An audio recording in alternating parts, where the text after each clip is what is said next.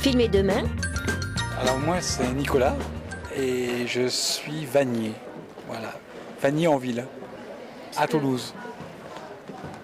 Et bien en fait c'est de la vannerie, comme j'appelle ça, de la vannerie urbaine en fait. Donc, parce que la plupart du temps la vannerie c'est fait avec de l'osier, c'est fait avec des fibres végétales, donc avec châtaignier, noisetier, d'autres fibres aussi. Mais c'est un peu difficile à trouver en ville. Donc pour pouvoir pratiquer de la vannerie en ville, voilà, j'ai essayé de chercher des choses qu'on pouvait tresser aussi, qu'on pouvait pratiquer aussi. Et donc j'ai trouvé qu'on pouvait tresser le papier, les journaux et les publicités. Donc il y a une démarche aussi d'apprendre à faire de la vannerie et en même temps il y a une démarche de recyclage par rapport à toutes les publicités qu'on voit dans nos boîtes aux lettres et qu'on ne sait pas quoi faire et qui vont finir à la poubelle. Donc on va faire des objets.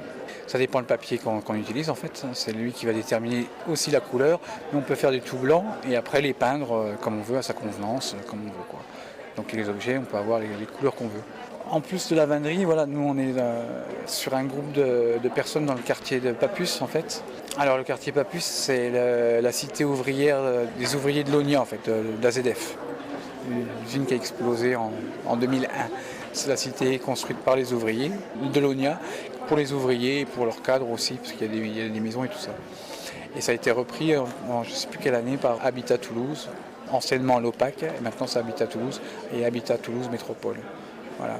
Donc on a un petit groupe là-bas dans ce quartier, parce que dans ce quartier il y a quand même 7 hectares de verdure quoi, qui ne servent pas à grand-chose, c'est de la pelouse. Et donc nous, ce qu'on voudrait faire dans ce quartier, c'est déjà commencer à faire des jardins partagés. Il y a une ferme aussi dans le quartier, il y a un bâtiment qui s'appelle la ferme, qui est une ancienne ferme.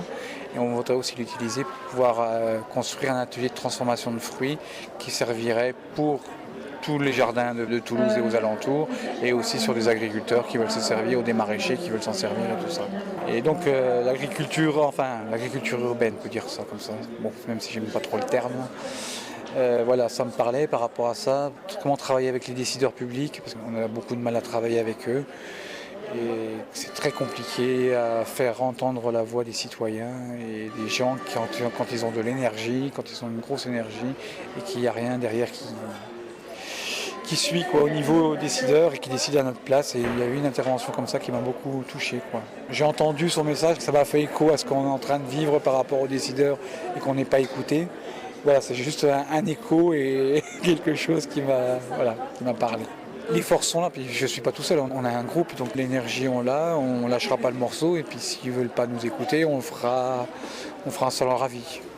Au lieu de prendre les armes, on prendra les pioches et on creusera et on fera ce qu'on a à faire. Mais ce serait bien de travailler en partenariat avant avec les pouvoirs publics, plutôt que d'en arriver ici. Ce serait déjà pas mal. C'était une belle journée. Voilà, je suis content.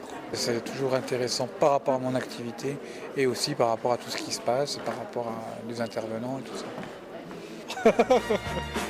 Prise de son et montage Radisound avec Claire Bijoux.